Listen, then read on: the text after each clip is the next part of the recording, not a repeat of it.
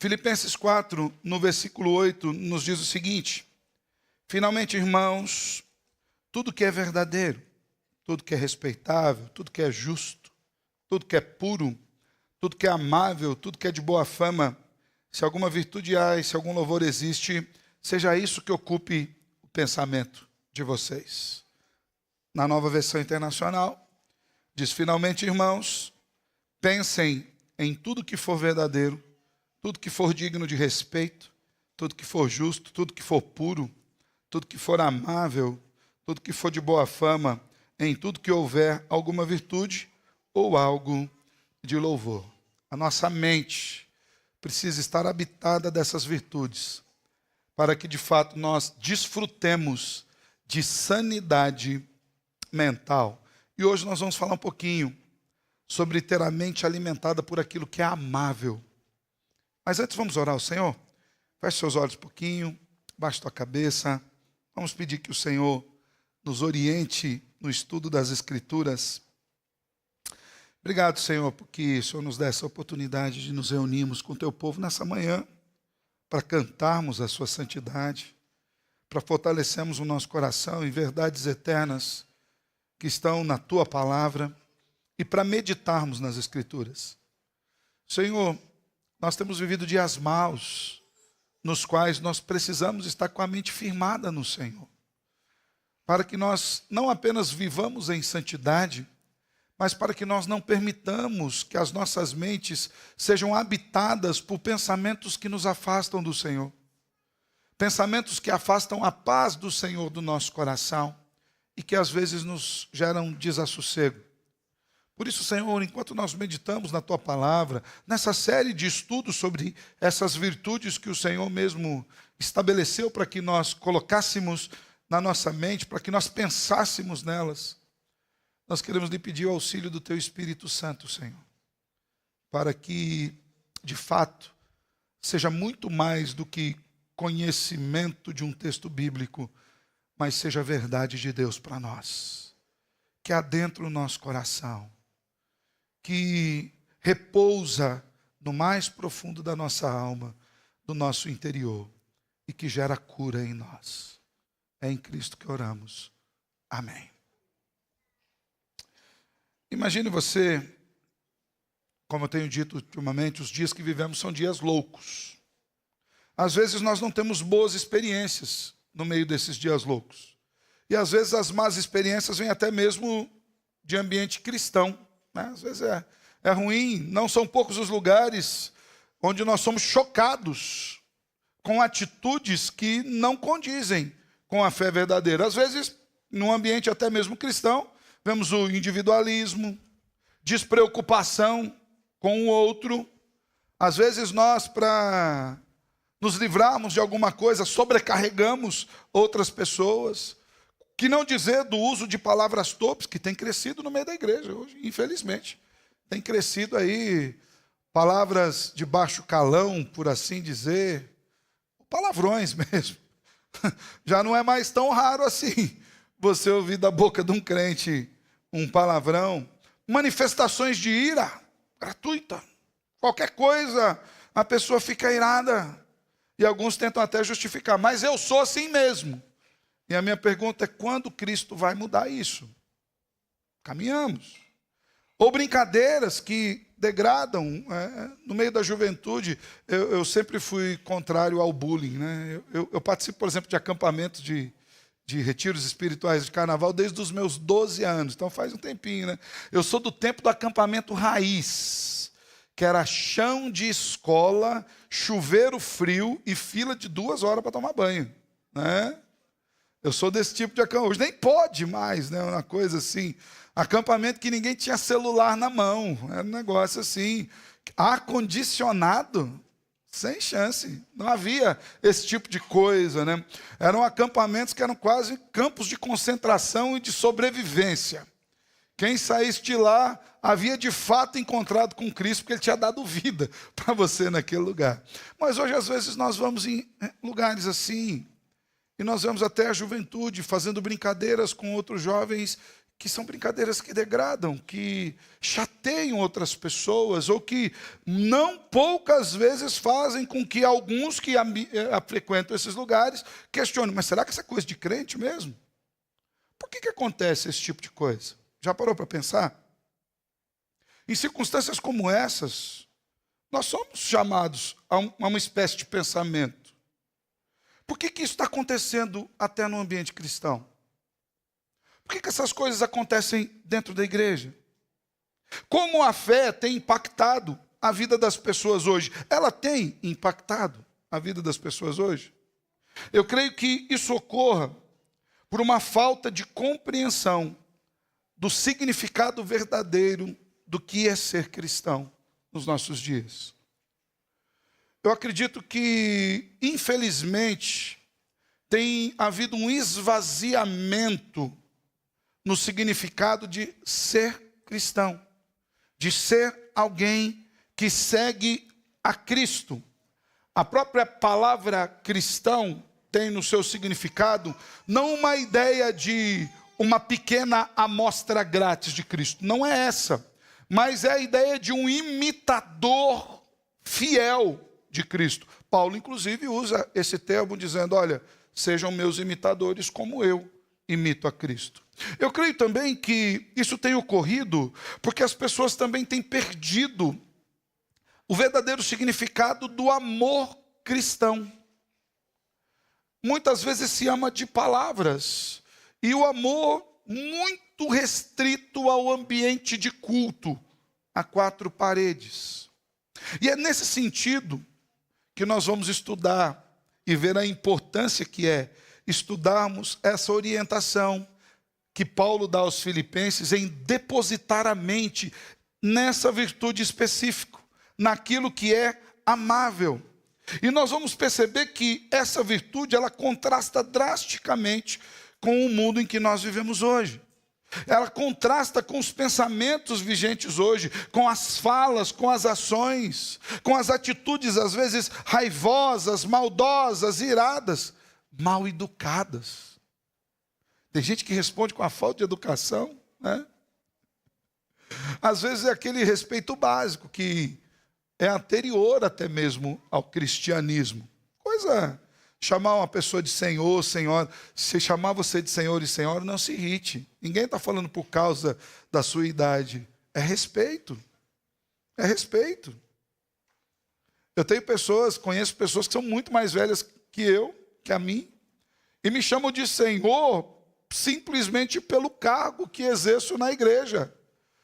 E uma vez eu falei que essa pessoa não precisa me chamar de senhor. Ele falou, não, o senhor precisa entender que o senhor é o pastor. Eu falei, não, eu entendi o que o senhor quer dizer. Isso vai ser contra a realidade dele. O nome disso é educação. As falas mais aplaudidas dos nossos dias são as falas mais exageradas, mais extremadas, às vezes polêmicas, críticas. Porque muitas pessoas estão com mania de pecado no coração. E como afastar isso? Depositando a mente no lugar certo. Depositando o coração no lugar certo. Estabelecendo um modelo correto de conduta e de fé. É por isso que a Bíblia não deixa dúvida de que a vida das pessoas é um produto dos seus pensamentos. Provérbios 23:7 diz assim, porque como imagina em sua alma, assim ele é. Ao mesmo tempo que esse texto explica muito disso, esse texto é um sinal de alerta. O que será que tem habitado nas nossas mentes, como cristãos, que muitas vezes nos leva a agir tão discordemente ou tão dissonantemente com aquilo que nós declaramos na nossa fé? Assim como é necessário uma boa alimentação para que nós tenhamos uma saúde física, quanto mais é necessário que a nossa mente esteja habitada por pensamentos que produzam saúde mental e espiritual em nós. Assim nós vamos estudar um pouquinho sobre pensar naquilo que é amável. Porque é quando nós agimos e pensamos e depositamos o nosso coração na amabilidade que o Senhor nos propõe nas Escrituras, é que nós começamos também a mudar o nosso modo de agir. O termo grego traduzido por amável é prosfilês. Eu sei que eu fico falando esse negócio de grego aqui, mas é só para você ter uma ideia de onde vem essa palavra. E esse texto ele é escrito em uma outra língua. Nós temos aqui ele em português, mas originalmente ele foi escrito em grego. E a escolha das palavras ali, ela não foi aleatória. Ela tinha um significado muito interessante. Prosfilês, ele tem relação com aquilo que é aceitável, com aquilo que é agradável, com aquilo que é gracioso, com aquilo que é afetuoso. Então, quando Paulo diz assim, pense em tudo que é amável, as pessoas que leram, os primeiros leitores, ali naquele primeiro momento, eles entendiam que, peraí, não é qualquer pensamento. Amável não é uma palavra solta ao vento. Eu preciso pensar em algo que seja gracioso, que seja afetuoso. O termo prosfilês, ele é composto por duas outras palavras. Pros, que significa em benefício de, em direção a, e filéu, que é um dos termos designados para o amor, para a aceitação, para tratar carinhosamente, cuidadosamente, para dar boas-vindas, para favorecer, para mostrar sinais de um amor prático. Então, nesse sentido, quando foi escolhida essa palavra, prosfilês, pense em tudo que é amável, Paulo está dizendo, pense em tudo que vai em direção, que promova ações que são claras, visíveis, inteligíveis como sendo ações de amor. Não são ações comuns. A sua mente precisa estar de fato desejando que quem se relacionar contigo entenda que você é controlado por uma nova forma de amor, diferente do amor desse mundo. Esse termo aqui, Filipenses é cheio disso, tá? Esse termo aqui, ele só é usado aqui, em todo o Novo Testamento. As crianças lembram que palavra que é essa? Quem lembra aí, crianças? Quando aparece só uma vez na Bíblia. Nós chamamos de apax. Quase bateu, olha, valeu o gol, valeu o gol. Apax legomena. Você diz que criança não aprende, né? Quem diz aí, ó? Criança não aprende, pastor, tem que tirar ela do culto porque ela não entende.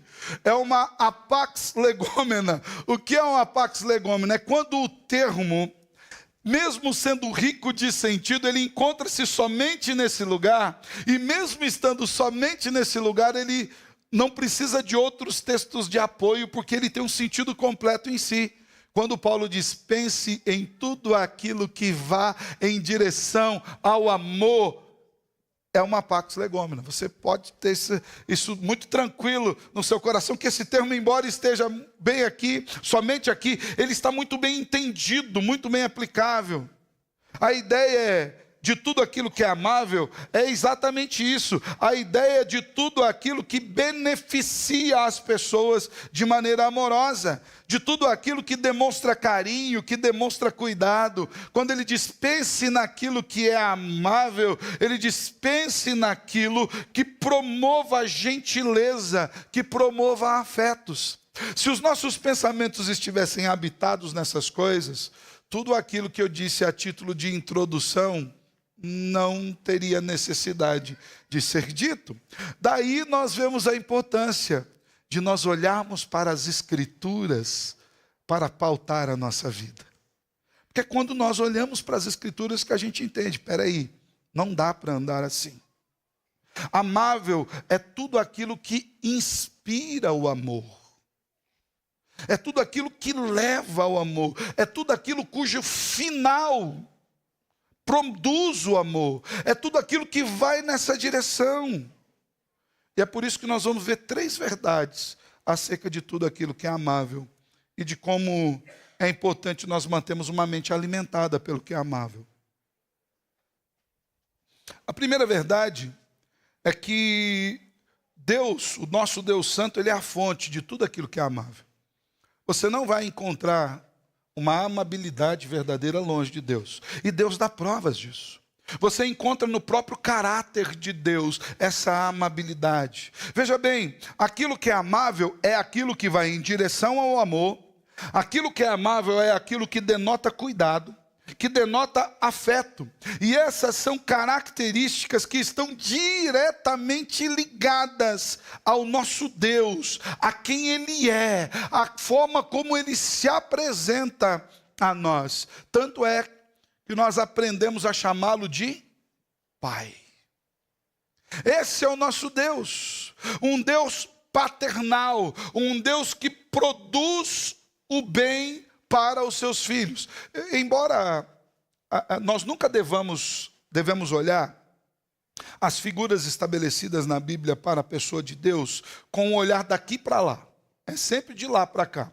Quando nós falamos que Deus é Pai, nós não devemos olhar para o padrão de pais que nós temos aqui e projetar em Deus. É muito contrário. Nós devemos olhar como Deus é Pai e projetarmos a paternidade de Deus aos pais daqui. Quando nós fizermos o caminho inverso, invariavelmente nós vamos claudicar em erro. Nós vamos ter uma ideia distorcida de quem é Deus. É por isso que, às vezes, há algumas propostas, até da psicologia, que são um pouco complicadas, que eu já ouvi pessoas falando assim, olha, essa pessoa não se relaciona bem com Deus, porque ela não se relaciona bem com o seu pai.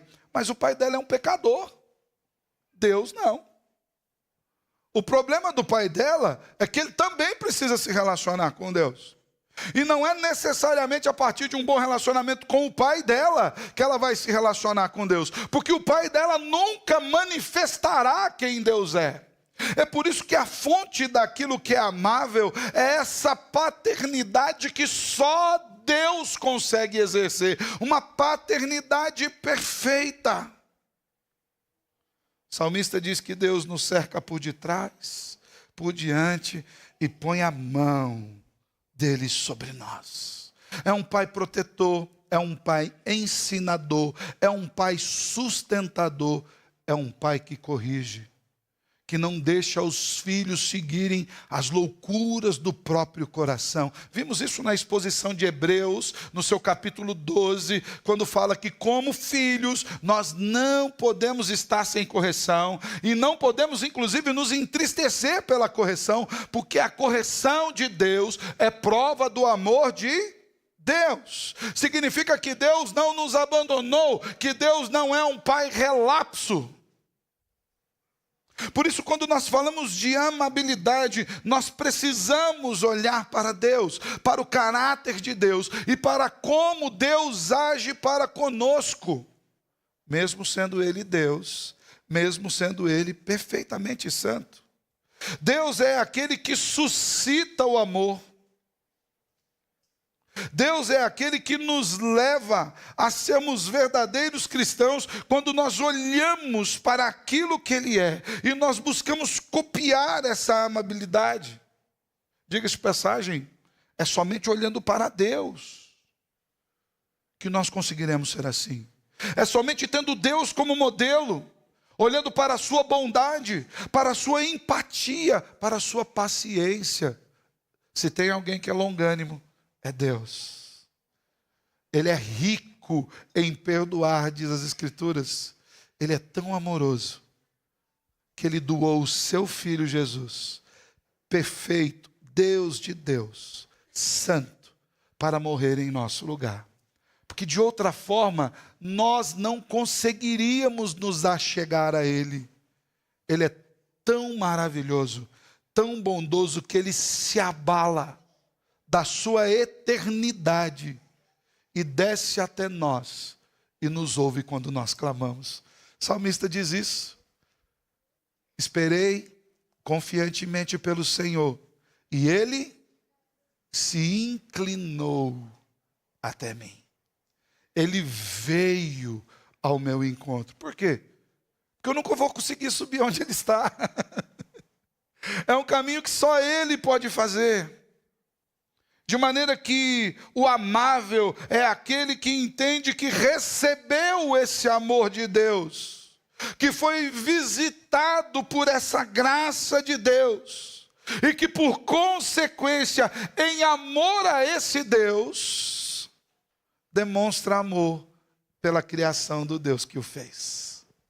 É uma reação.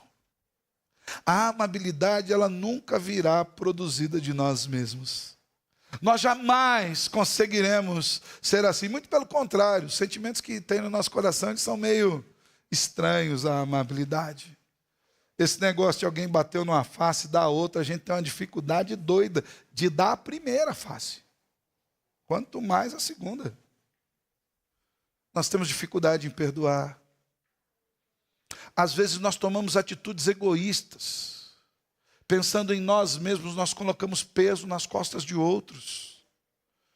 Às vezes nós não somos doadores. Às vezes fazemos brincadeiras onde somente nós rimos ao custo das lágrimas de outros. Quando nós olhamos para Deus, nós vemos que o padrão é completamente diferente. Ele se doou, ele se abriu, ele veio ao nosso encontro. Detalhe, ele não abriu mão da sua santidade. Ele nos inundou com a sua santidade. Ele nos encharcou, ele nos inseriu na sua santidade. O Deus Santo é a fonte de tudo que é amável. Nós não vamos encontrar isso em outro lugar, irmãos. A gente precisa olhar para Deus. Daí a importância de ler as Escrituras. Daí a importância de aprender pelas Escrituras. Daí a importância de conhecer o caráter de Deus da maneira como ele se revela nas Escrituras. Segunda verdade que a gente precisa aprender para termos uma mente alimentada por tudo aquilo que é amável, é que o mundo não vai conseguir promover isso. Você não vai encontrar em lugar nenhum do mundo. Amabilidade? Não. É público e notório que o mundo não consegue. E ele nem tem a intenção de produzir aquilo que é amável. Não é apenas que ele não consegue. Quando a gente fala que não consegue, dá a entender que está tentando, né? O mundo não tem a mínima pretensão disso. Às vezes você vai conversar com pessoas nas suas relações comerciais, embora hajam com honestidade, mas se ele puder tirar qualquer benefício do outro, ele tira, ele não está preocupado com isso. E não são poucas as vezes em que a honestidade não tem relação com o outro. A relação é consigo mesmo, é uma honestidade fruto de juízo próprio. O que vão pensar de mim? Eu vou manter o meu nome.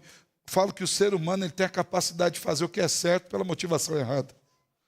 Devemos ser honestos? Claro que devemos ser honestos. Mas essa honestidade sempre deveria ser em direção a alguém. Eu sou honesto para promover justiça. Eu sou honesto para promover o bem. Mas muitas vezes a honestidade é em direção própria. Eu sou honesto porque é o meu nome que está aqui. O negócio é comigo. O mundo não tem a mínima pretensão de ser amável. As Escrituras, inclusive, afirmam isso. Lá em 1 de João, capítulo 5, versículo 19, diz: sabemos que somos de Deus e que o mundo inteiro jaz no maligno. O maligno é o jazigo do mundo. É a sepultura do mundo.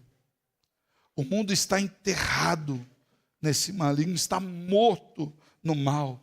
Os valores desse mundo correm em direção ao hedonismo, à autossatisfação, ao egoísmo.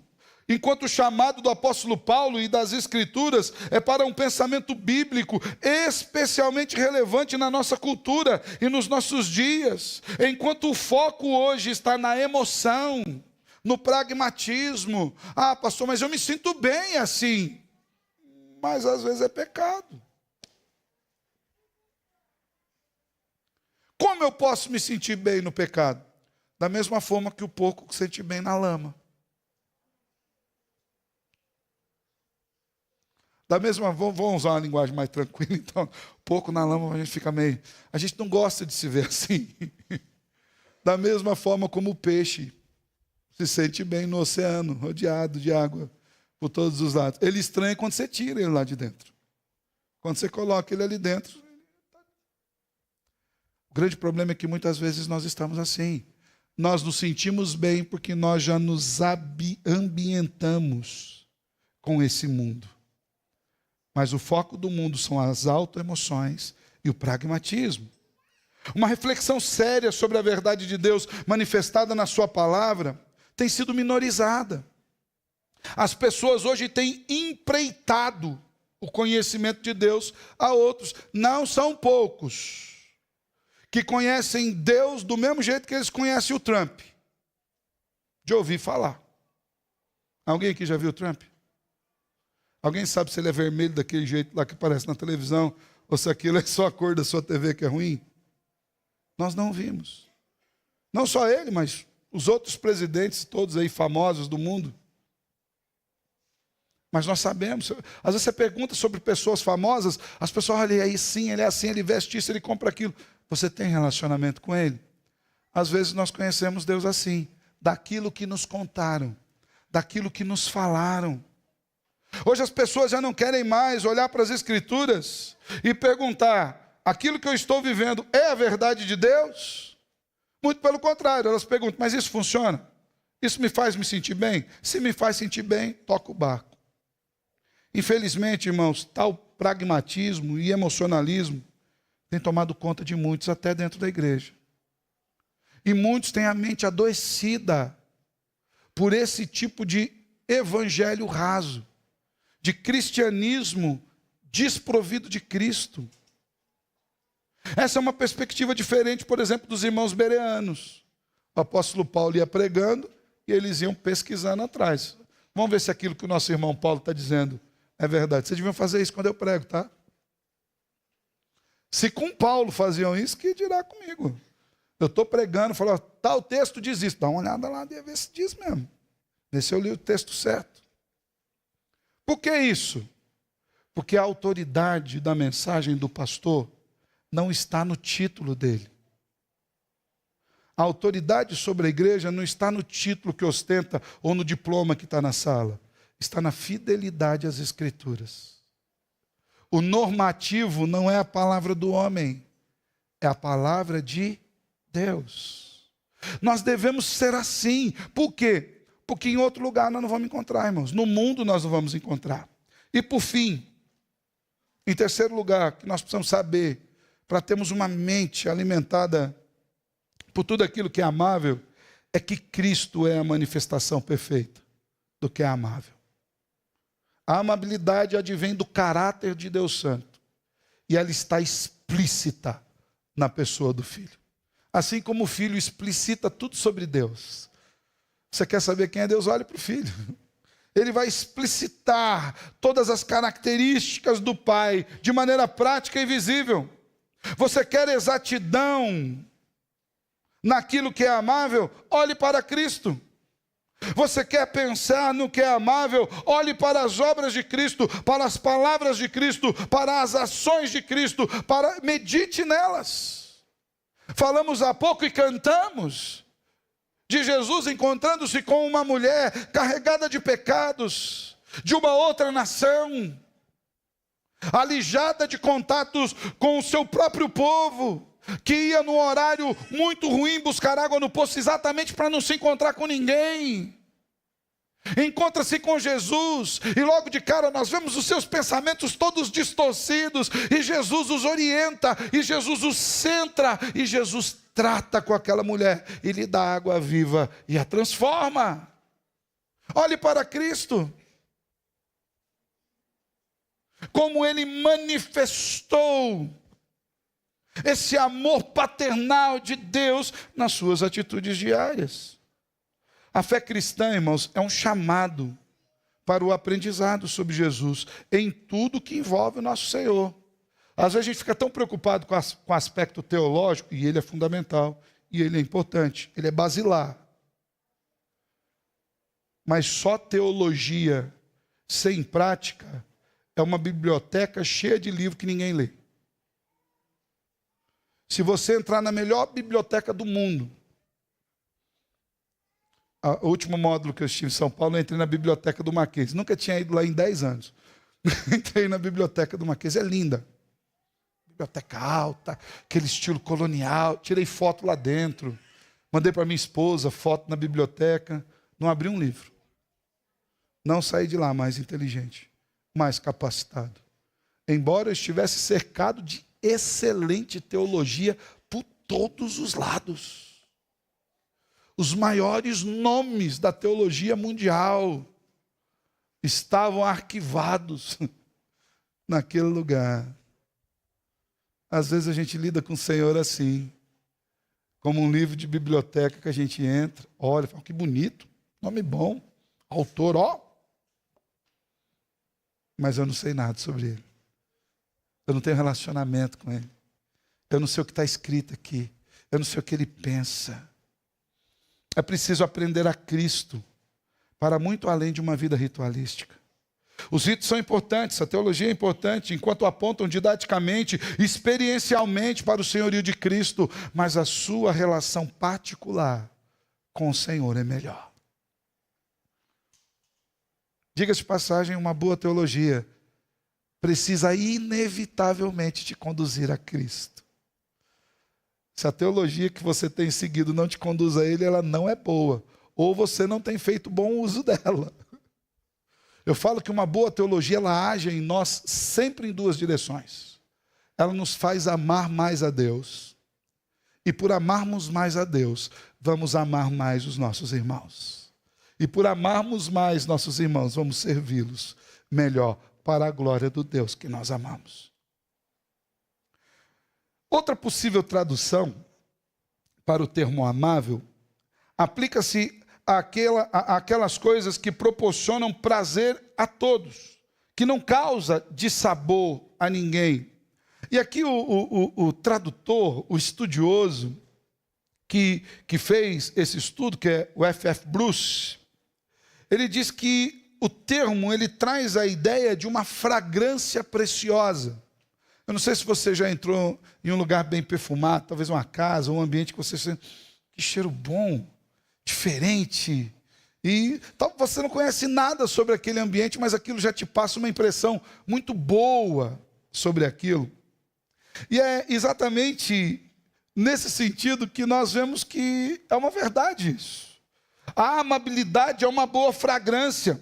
E é exatamente isso que eu e você somos para o mundo quando nós manifestamos essa amabilidade olhando para Cristo Jesus. Em 2 Coríntios capítulo 2, versos 14 até o 16, está escrito o seguinte: graças, porém, a Deus que em Cristo sempre nos conduz em triunfo e por meio de nós manifesta a fragrância do seu conhecimento em todos os lugares. Porque nós somos para com Deus o bom perfume de Cristo, tanto entre os que são salvos, como entre os que se perdem. Para com estes, cheiro de morte para a morte, para com aqueles, aroma de vida para a vida. Nós somos esse bom perfume de Cristo, quando a nossa mente é habitada por esse amor promotor de bênçãos que há em Cristo Jesus. Nós somos um bom perfume andando. Cristo é suficientemente poderoso para nos ajudar a viver esse amor, para nos ajudar a sobrepujar os nossos hábitos e pensamentos pecaminosos e para nos levar a uma amabilidade, irmãos.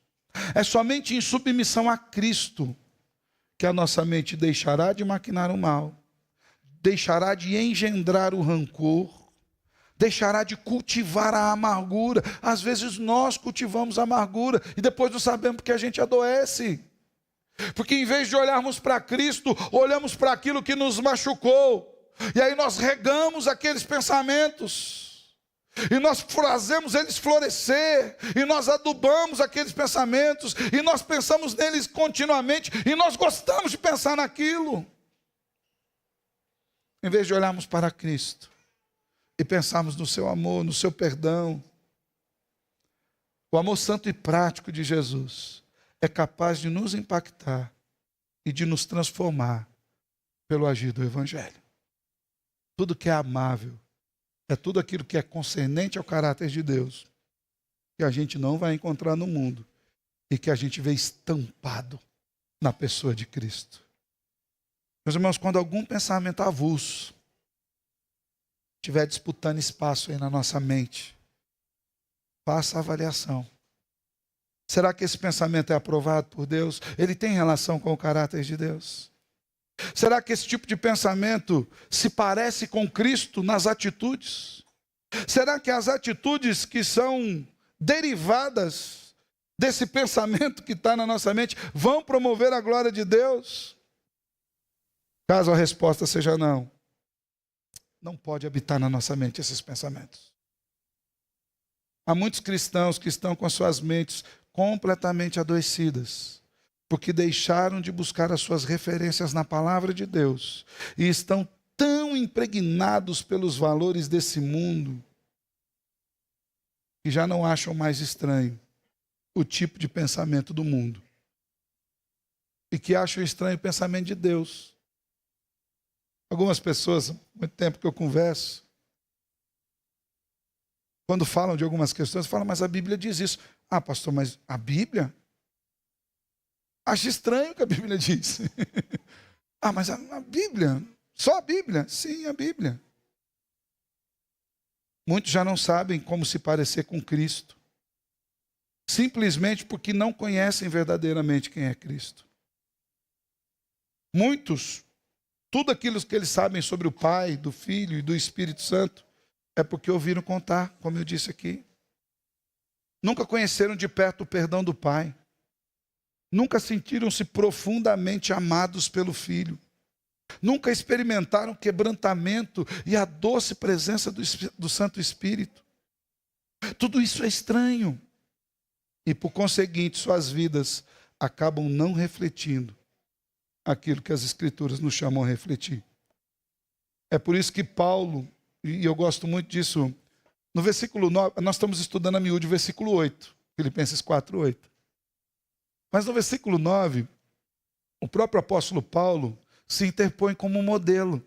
Ele diz para os irmãos, o que vocês aprenderam, receberam e ouviram de mim, e viram em mim, isso põe em prática. É possível fazer. É possível habitar a mente com aquilo que é amável. É possível. Paulo diz, olha, eu fiz. Ah, pastor, mas Paulo é Paulo. Paulo se declara como pecador. Paulo se declara que inclusive temia, tendo pegado a muitos, ele mesmo se perder. Paulo chega a dizer que o bem que ele queria fazer ele não conseguia. Mas o mal estava constantemente diante dele. É muito provável, irmãos, que o nosso irmão Paulo não tinha nenhuma luta com pecados externos. Nós não temos nada nas Escrituras que diga isso. Mas ele travava uma luta ferrenha na sua mente, no seu coração. Talvez, não tem isso nas Escrituras. Quando um daqueles soldados o fustigava, o primeiro pensamento que via na sua mente não fosse um pensamento santo. Talvez ele pensava, como diz João, o amado, manda fogo do céu, Senhor, consome tudo. E depois o Senhor falava para ele, Paulo, está tudo sob controle. Sei. Lutas. Somente com um relacionamento pessoal, irmãos, com Deus, com o Deus Trino, é que nós vamos conseguir colocar em prática pensamentos que são amáveis. 5 dicas aqui para você colocar aí na sua mente. Quando a gente fala assim de pensamento amável, fica muito subjetivo, né? Vamos ser um pouco mais objetivo. Só 5, dá para a gente passar mais tempo. Quer habitar sua mente com pensamentos amáveis? Não responda ao mal com o mal. Alguém te fez o mal? Trate com o bem. Trate bem a todos, incluindo os seus opositores. Trate com respeito, com justiça, com amor. Isso é amável. Segundo, privilegie a gentileza e a afeição. Esse seja um padrão. Para com todos com quem você se relaciona. Em especial com os mais próximos, com a sua própria família. Seja gentil, seja afetuoso, seja receptivo. Com os irmãos da fé, com a igreja. Não faça da igreja um clube. Cumprimenta o povo, dá um abraço no povo. Pergunta, como é que está a sua vida? Você está bem? Ah, pastor, mas ele não quer contar. É problema dele. Mas esteja disposto a saber. Tem gente que não gosta quando eu mando abraçar. E eu mando mesmo. Vou mandar hoje, inclusive. Já vai preparando. Se tiver pecado, já vai confessando, pedindo perdão aqui, que eu vou pedir para você abraçar. Tem muita gente que esse abraço aqui, que às vezes é dado com mau gosto, terrível, pecaminoso, é o único abraço que ele recebeu durante a semana toda. Passou a semana com lutas em casa, lutas no trabalho, problemas financeiros, problemas de saúde. Às vezes perdeu o ônibus para ir trabalhar, chegou atrasado, cansado, trabalha num lugar inóspito, não tem ar-condicionado, recebeu más notícias, tem problemas familiares, pais não crentes, filhos não crentes, estão com lutas interiores. Tem gente que está vindo para a igreja, rasga o sapato. Se aconteceu com você, você sabe como é que você ora diferente nessas horas. Quebra o carro. Esse abraço que você dá aqui, muitas vezes é o Senhor dizendo, estou vendo tudo, vem cá. Estou no controle. Seja afetuoso. Seja gentil. Terceiro, olhe para a igreja com um sentimento de gratidão a Deus. A igreja é um ambiente da graça do Senhor. Busque nos outros motivos e exemplos que possam ser seguidos. E valorize tudo aquilo que tem importância. Valorize o aprendizado, valorize a leitura da Bíblia. Valorize que o pastor e o liturgista pede para você ficar em pé. E pede para você ler um texto da Bíblia. Às vezes é o único que você leu a semana toda, mas você não confessa aqui, porque você vai falar que vai ficar chato. Valorize a igreja. A igreja é o remédio que salva muita gente. É a UTI de Deus para pegar gente quebrada igual eu e você. Gente que não seria aceita em mais lugar nenhum, mas que é encharcado pelo amor e a aceitação de Deus. Ame a igreja. Aí você é amável. 4. Reconheça o modelo de Cristo. Olhe para Jesus, irmãos. Olhe para Jesus. Ele deu a sua vida por amor a nós. Ele sofreu o dano da morte para que eu e você pudéssemos ter vida. Quinto e último, rejeite todo tipo de mundanismo. Não copie o mundo, meu irmão. Pastor, mas o mundo está fazendo assim. Põe uma coisa na sua cabeça. Se o mundo está fazendo e todo mundo está aceitando, está errado. O mundo está na contramão de Deus. Se você vê que está todo mundo copiando, inclusive as igrejas, fica atento, fica ligado. Liga as anteninhas ali. Liga isso. O mundo nunca vai promover a gentileza, a amabilidade. A nossa prática precisa ser diferente. A Bíblia diz que nós precisamos brilhar como luzeiros nesse mundo. Avalie os seus pensamentos. Busque a amabilidade de Deus. Pratique isso dia a dia, irmãos. Pratique. Filtre o que você consome, que isso atrapalha a amabilidade também. Às vezes os filmes, as músicas, as canções, os livros, os perfis de internet funcionam como péssimos conselheiros e péssimos formadores de opinião. Olhe para Jesus e descanse nele. Que tudo que é amável habite sua mente. Hoje e todos os dias. Amém? Feche seus olhos. Quero orar com você. Te exaltamos, Senhor, por tudo que o Senhor nos tem dado. E pedimos que o Senhor cuide sempre do nosso coração. Em Cristo Jesus. Amém.